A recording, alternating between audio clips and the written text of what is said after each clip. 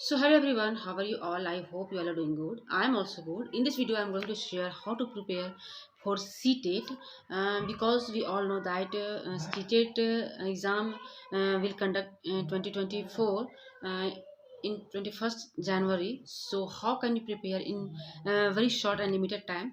I will share my personal experience because you all know that I am preparing for government job with my baby, so it's not easy because we have to face a lot of problem, but still we know that this is very important for our life, so we have to do our best. So without wasting any time, CTET का exam है वो आपका एक eligibility test होता है। अगर मैं बात करूँ सीटेट के बारे में, जैसे कि आपके पास बहुत कम समय है और you can qualify this exam, you know that कि आपको लगता है कि आप क्वालिफाई कर सकते हैं, लेकिन आपके पास आपको सही एक रोड मैप आपको पता नहीं है कैसे करना है। तो क्योंकि देखिए जनरली आधा अभी के समय में जो है वो मैरिड हैं और साथ ही साथ उनके पास बेबी भी होते हैं जो सब कुछ हैंडल करते हुए पढ़ाई करती हैं, लेकिन वो क्या करते हैं, उनके पास सही गाइडेंस नहीं होता है, जिसके कारण वो डर जाते हैं कि उनके पास से फेलियर का डर हो जाता है कि अरे मैं फेल कर जाऊंगी या मेरे से क्वालिफाई नहीं होगा। आपके पास मैं एग्जांपल बैठे हुई हूँ, क्योंकि मैं भी बेबी के साथ ही तैयारी करती हूँ, गवर्नमेंट जॉब की तैयारी करती हूँ। तो मैं अपने पर्सनल एक्सपीरियंस आपको बता सकती हूँ, क्योंकि हम लोग के पास लिमिटेड टाइम है और मल्टीपल चैलेंजेस है, ठीक है, जो आप भी एग्री करते हो। तो मैं यहाँ पे बताऊंगी कि आप सीटेट को जितना भी आपके पास टाइम बचा हुआ है, जितना दिन भी टाइम बचा हुआ है, क्योंकि 21 जनवरी को ये होने वाला है, इसमें कोई ये नहीं है कि एग्ज़ाम नहीं होगा जैसे कि सीजीएल का होता है, झारखंड सीजीएल का, बिकॉज मैं वहीं से बिलोंग करती हूँ, आपको पता ही है। तो यहाँ पर होता ही है कि मतलब जब समय आता है कि आप खाना खाएंगे तो खाना को छीन के ले जाता है, ये बेसिकली हम लोग के साथ होता ही है। बट सीटेट के साथ ऐसा नहीं है, वो जब बोल दिया गया है सीटेट का कि इतना तारीख को एग्ज़ाम होगा तो वो होगा ही होगा। यहाँ पे तैयारी आपको करना है, तो मैं यहाँ पे बताऊंगी कि आप इतना कम टाइम में तैयारी कैसे कर सकते हैं या मैंने कैसे किया था तैयारी।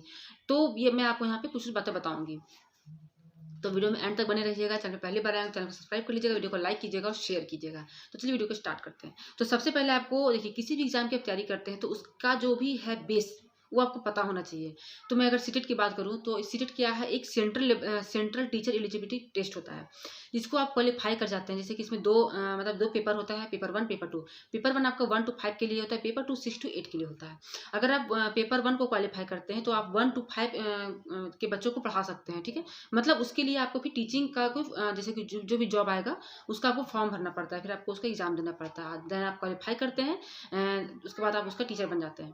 अगर आप पेपर 2 क्वालिफाई कर लेते हैं तो आप 6 to 8 के लिए एलिजिबल रहते हैं। लेकिन अभी जैसे कि जो कहा जा रहा है कि बीएड वालों को 6 to 8 के लिए ही मतलब वो एलिजिबल हो रहे हैं कि वो 6 to 8 ही फिल कर सकते हैं। तो आप 1 to 5 भरे हैं या 6 to 8 भरे हैं, मतलब पेपर 1 भरे हैं, पेपर 2 भरे हैं, आप किसी भी कोई भरे हैं, स्ट्रैटेजी सेम ही रहने वाली है। क्योंकि अभी ये चीज़ रूल आया है कि आप 6 to 8 भर सकते हैं, आप 1 to 5 भर सकते हैं। इससे पहले ये रूल नहीं था, सब लोग दोनों पेपर भरते थे, ठीक है। क्योंकि फॉर्म ज़्यादा से ज़्यादा होता क्या था कि अरे 2 ही 300 का अंतर है, दोनों फॉर्म भर दो, ये लोग सोचते थे। बट अभी थोड़ा सा उसको सेपरेट कर दिया गया है। तो मैं बात करूंगी कि आप तैयारी कैसे कर सकते हैं। तो मैं यहाँ पे कुछ पॉइंट को लिख ली हूँ ताकि आप लोगों के साथ शेयर कर सकूँ, एट द टाइम याद आ सके वो चीज़। तो जैसे कि आपको पता है कि ये 2 फेज में एग्जाम होता है, पेपर 1 पेपर 2, जो मैं आपको बता ही चुकी हूँ। उसके बाद देखिए ये क्या है, सीबीएसई द्वारा कंडक्ट किया जाता है, ये तो आपको ही पता है। और इसमें पहले ऑफलाइन एग्जाम होता था, फिर ऑनलाइन हो गया और फिर अब ऑफलाइन होने वाला है। तो एक ये मेरे अनुसार से, अगर मैं मेरा पर्सनल आप जानना चाहेंगे कि मेरे को ऑनलाइन अच्छा लगता है या ऑफलाइन अच्छा लगता है, तो मुझे ऑफलाइन बहुत अच्छा लगता है एग्जाम देना। पेन पेपर जो एग्जाम होते हैं आपको कॉन्फिडेंट बूस्ट करता है, मेरे अनुसार से मुझे अच्छा लगता है देना। बट देखिए ऐसा नहीं है, स्टूडेंट के लिए उसका तैयारी मैटर करता है, उसका कॉन्फिडेंट मैटर करता है।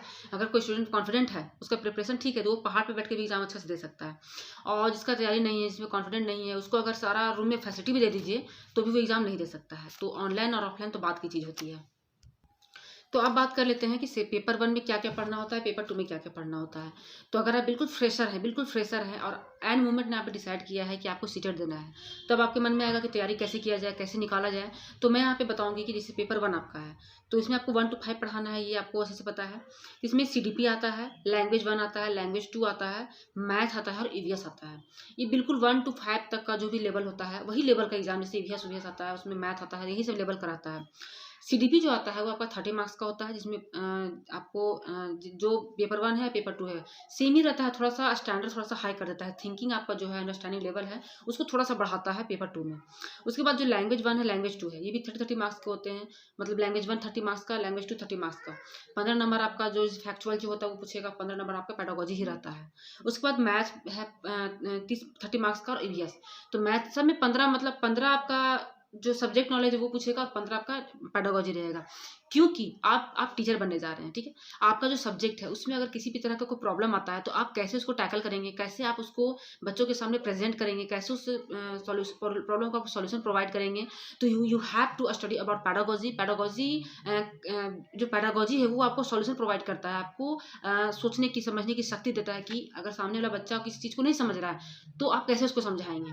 तो इन सब बातों के लिए पेडागोजी बहुत इंपॉर्टेंट होता है, और जो टीचर होता है उसको पेडागोजी का नॉलेज होना बहुत ज़रूरी होता है।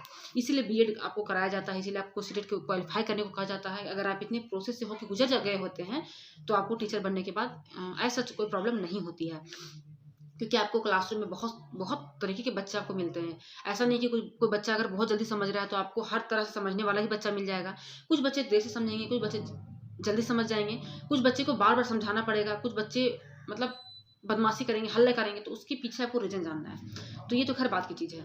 उसके बाद आपका आता है पेपर 2।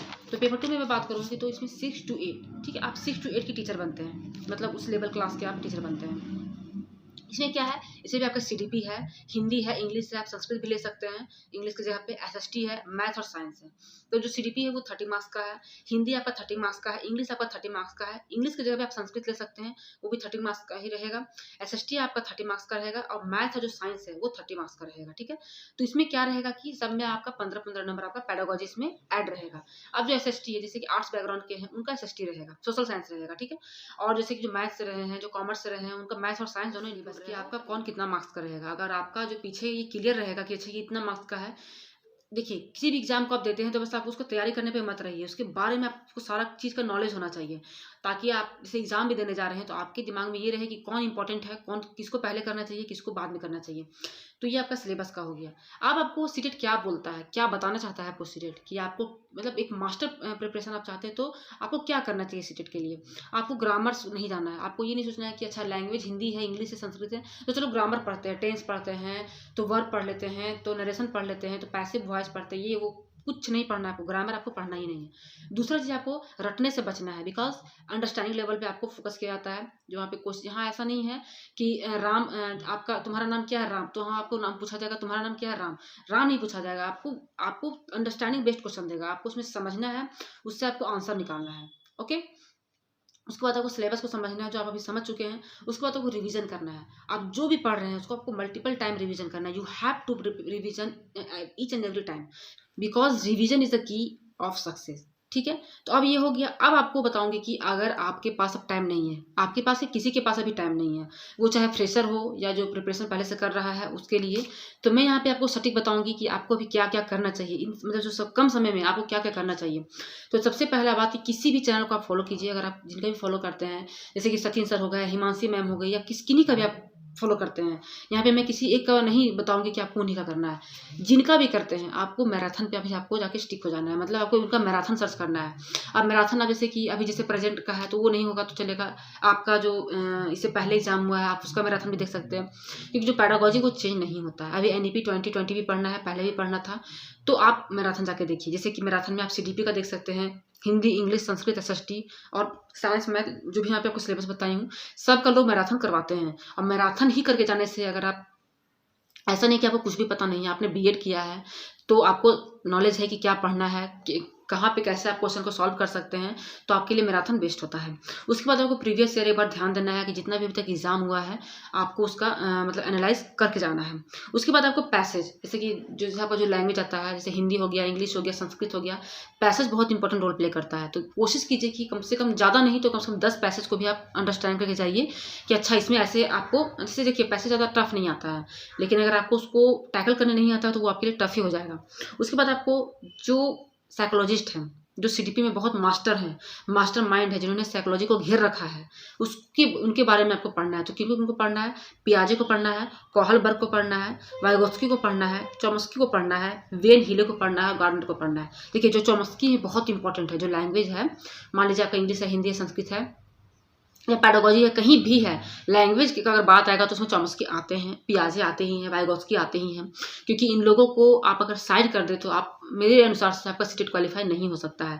क्योंकि देखिए आप चाहे SST कीजिए, उसमें भी आपका पैडागोजी आएगा, आप इंग्लिश कीजिए, उसमें पैडागोजी आपका आएगा, हिंदी है तो हिंदी, सब में पैडागोजी आपका इंक्लूड हो जाएगा। अब पैडागोजी जो है वो आपका साइकोलॉजी से मतलब साइकोलॉजी उसमें ऐड रहता है कि आप कैसे किसी चीज़ को आप हैंडल करेंगे। मान लीजिए कि आप इतिहास के टीचर हैं, आप इतिहास पढ़ा रहे हैं बच्चे को, तो बच्चे को किस तरह से पढ़ाएंगे? मैप से पढ़ाएंगे या आप कहानी से पढ़ाएंगे या बच्चे को मतलब एक्टिंग करके पढ़ाएंगे या बच्चे को डेट से पढ़ाएंगे? अगर कोई बच्चा नहीं समझ रहा तो आप उसको कैसे पढ़ाएंगे? तो if you don't have any knowledge of pedagogy you can teach, ठीक है, यू कांट टीच। तो आपको इस बात का ध्यान रखना होगा कि बच्चे को कैसे आपको हैंडल करना है। तो ये आपको पैडागोजी पढ़ने के बाद ही आता है। तो ये रहा आपका जो बहुत इंपॉर्टेंट, अगर आप PYQ जैसे प्रीवियस ईयर क्वेश्चन को सोचेंगे कि कहाँ से करें, तो 2018, 19, 20, 21 और आपको 22 का करके जाना बहुत इंपॉर्टेंट रहेगा। और 6 to 8 है जो आपका SST हुआ या जो भी आपका है, आप उसको NCERT करके जाइए, इधर उधर मत भटकिए। क्योंकि देखिए आपका जो भी NCERT का आपके पास PDF आता है यूट्यूब में, गूगल में, आप उसको निकाल के भी एक बार पढ़ के जा सकते हैं, या किन्हीं का यूट्यूब का वीडियो देख लीजिए। वो आप पे डिपेंड करता है कि आप जल्दी टाइम में आप क्या कर सकते हैं। अब आपको मैं बताती हूँ कि जैसे आपको मैं बोल दी मैराथन कर लीजिए, तो हर मैराथन को 2 दिन टाइम दीजिए। जैसे कि आपके बच्चा भी है, आपके पास फैमिली रिस्पॉन्सिबिलिटी भी है, तो मैं ये नहीं कहूँगी कि 2 घंटे का है तो आप बैठ के 2 घंटे लिख लीजिएगा या पढ़ लीजिएगा, इम्पॉसिबल, ठीक है। क्योंकि वो चीज़ मैं फेस करती हूँ। तो आपको 2 दिन का अपने आप को टाइम देना है कि आपके पास 2 दिन का टाइम होना चाहिए। आप 2 दिन में आपको वो चीज़ कंप्लीट कर लेना है, चाहे जैसे आप कीजिएगा। 2 दिन का, हर 2 दिन करके निकल जाएगा आपका। उसके बाद आपको बस रिवीजन करने पर ध्यान देना है। साथ ही साथ आपको मैं बताती हूँ, जैसे कि NEP आपको करके जाना है, RPWD एक्ट करके आपको जाना है, फिर NCF करके जाना है आपको। ये सब बहुत इंपॉर्टेंट है। ये जो एक्ट है इसको आप झुठला नहीं सकते हैं, ये बहुत इंपॉर्टेंट चीज़ है। इसको मतलब हर, चाहे कोई भी सब्जेक्ट हो, हर जगह वो इंक्लूड करता है। क्योंकि जो आपका जो पढ़ाई है इन्हीं सब चीज़ों से मिलके बना है। तो आई होप आपको बहुत कुछ समझ में आया होगा कि आप सीटेट कैसे क्वालिफाई कर सकते हैं, कुछ आपको इससे हेल्प मिला होगा। तो अगर आपको मेरी वीडियो से आपको कुछ हेल्प मिला है तो एक कमेंट कर दीजिएगा, वीडियो को लाइक कीजिएगा, शेयर कीजिएगा। मिलूंगा ऐसे और वीडियो के साथ, तब तक के लिए बाय बाय।